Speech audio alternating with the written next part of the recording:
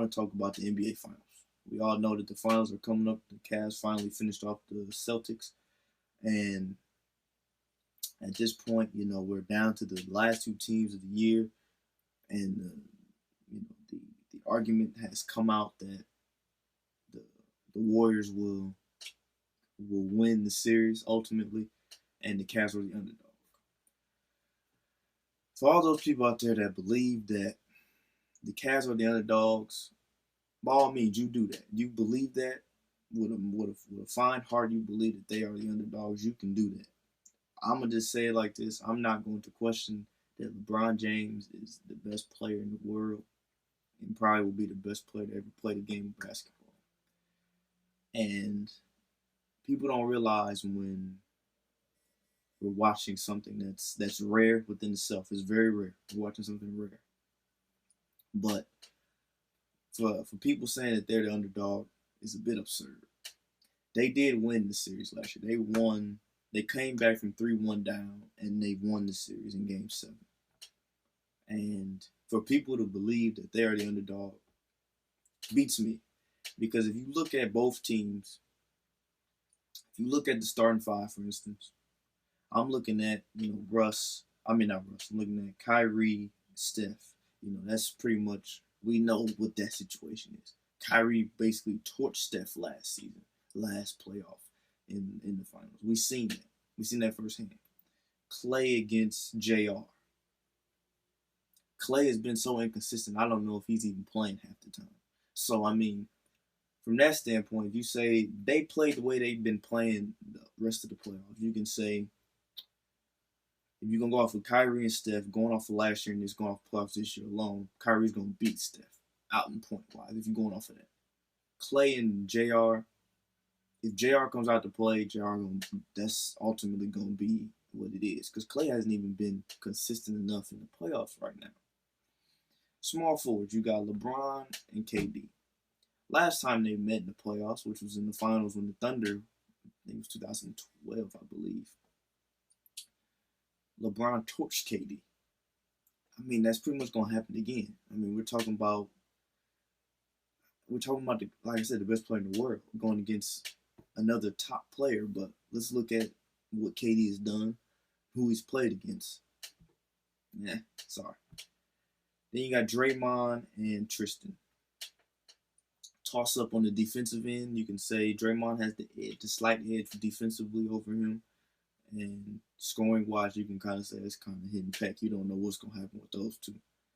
And then you got K-Love and Zaza Pachulia, which would probably switch those two would be Tristan. And it'd probably be K-Love against Draymond and then Tristan against Zaza. If you're going off of that matchup, Tristan and Zaza, for instance, Tristan is going to kill Zaza Pachulia. Point blank and period. So, I mean, that's kind of, from that whole spectrum, that's pretty much done. The starting five is, I'm giving the edge to Cleveland. Now, if you're looking off of depth-wise, looking at the bench, Cleveland has by far the better bench. So if we're going off of that, and we're looking at all that situation, I don't see how people can say they're the underdog. Coming off the bench, you got Darren Williams, Kyle Korver, Shumpert, he's not the best player, but he's a defensive guy. But Channing Frye, and then, you got those guys. I mean, they're not bad, but they get the job done for their team. Now, if you look at the Golden State side, they got Sean Livingston, an old Iguodala who's been injured as of recent, Matt Barnes, who hasn't even played, and then Ian Clark. Ian Clark is probably the best player off the bench other than Sean Livingston. And maybe 10 to 15 points of that. Other than that, I don't see anything else going on with that. So for me, I'm going to say the Cavs going to win in 6. 5 or 6 games. I honestly believe that. I don't think it's going to go to 7. If it does go 7, the Cavs are going to win regardless because LeBron is 2-0 in Game 7s. So I will say that for sure. But I just don't see how people can honestly sit here and say they really think KD, Steph, and Clay and Draymond are going to really wreak some havoc. I mean, this is the revenge tour people have been calling it, and that's fine. But if you look at, and let's go down memory lane here. if you look at all the teams that have built a championship pro se, they have lost in their first year of going to the finals. If you want to go back recent, LeBron when he went with the Heat, they brought the big three in and they lost to none other than Dallas, which was a team that was meshed together, but they've been together for a while. And then if you want to go back even further, my team, the Lakers, when they built this mega dynasty, they had Karl Malone, they had Gary Payton. They were all old, but Shaq and Kobe and Rick Fox and Derek Fisher and all these guys, they got beat by Detroit, who was a well-meshed chemistry team. So if you look at that, for instance, just that conspiracy, most super teams don't do good in their first year. It takes some time for them to get that, that momentum, that build. So I don't see them winning this series. Now I know people are saying that Stephen A. Smith recently said that the Cavs are going to win, and he's picked the last, I think it was 7 finals wrong or whatever. So people look at it and say, "Well, the Cavs might be in trouble because if Stephen A. on y'all side, oh gee, he's picked the last 5 or 6 wrong or whatever." But people look at it as he's supposed to be his analyst, supposed to know these things. But if you look at it, he's just a normal guy like we are. Just like me and Eric and whoever else and Jess who was on the show. We say, oh, we got what's name winning in this and that or whatever. It's the same difference. So with me saying I got the Cavs in 5 or 6, I can be wrong in that too. And, for the last 2 years, I mean, my record is, I'm above 500, but I'm not perfect. No one is perfect in guessing these things. I mean, you look at some game simulations, they try to predict them and they get them wrong because, it's a simulation, it's a game. Like, I don't know what 2K has concocted and said who's going to win what, but, I mean, this year's 2K wasn't even that good of a game, so for me, I'm not even going to question what 2K got to say because the game not even that good to be on the level saying, oh, the Cavs are going to lose in 5 or whatever, because it's a game.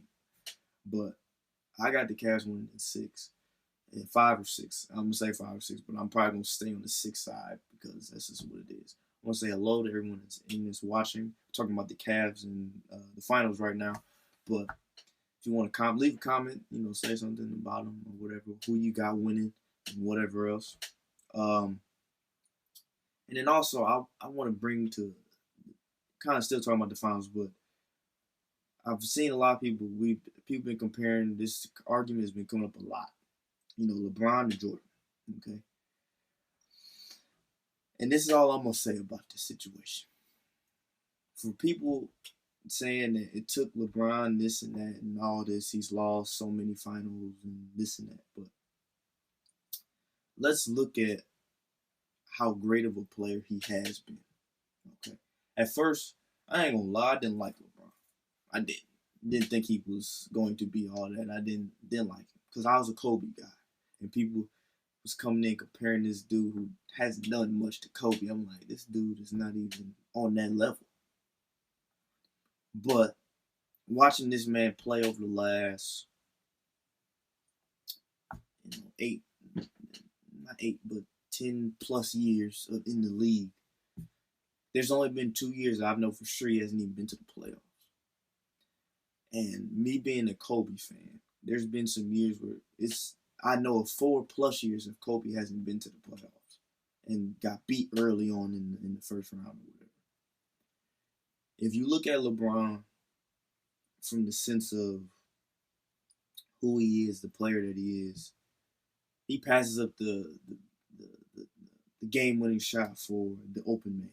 Like, he doesn't have that Kobe and Jordan mentality, but he has a LeBron mentality, which no one really can put their finger on what it is exactly, but it's like a combination of two. Now, there's been some times where he should have took a shot and he didn't, but he passed it up to another guy and relinquished the role to those guys, and they hit it. In some cases, it works. In other cases, you're like, LeBron, you're the biggest, powerful guy out there. Take it to the hole. Punch on him. Please, dunk on that man. But us, comparing him to Jordan and everything, it's for him being even in that conversation is good alone. And that's not saying people are getting rid of Kobe, but Kobe and Jordan are like the same players per se. So from that instance, if you're saying Jordan, you're kind of saying Kobe in the same sense. But for LeBron, it's a person that we've a breed that we've never seen before. So we don't know how to compare him. It's like something you've seen, but you don't know how to compare him to. You can say he's a hybrid between, Magic and Jordan. You can say he's a mixture. If those two were together, that's what he would be. And that's basically what he is, if you want to go that route. Because he's something that we've never seen. You've never seen a 6'8" guy built like a linebacker and that can move like a point guard. You've never seen that in the league before. Magic was too slow to guard certain people, but he could take to the post. LeBron is on a level of he's just on a level that I've never seen before of a player. And I usually don't talk about, him being on that level because I never really liked him like that. But I gotta give credit where credit is due. LeBron is the best player in the world. If he is the GOAT, regardless of what people say. Now, some of the debates I've been seeing about him not playing people and Jordan never played anybody. Everybody has had that moment where they had to play somebody. I mean, you had to play somebody. You had to still win the games to get to wherever you need to go. So if LeBron, the East was weak, he still had to beat teams to get to the finals.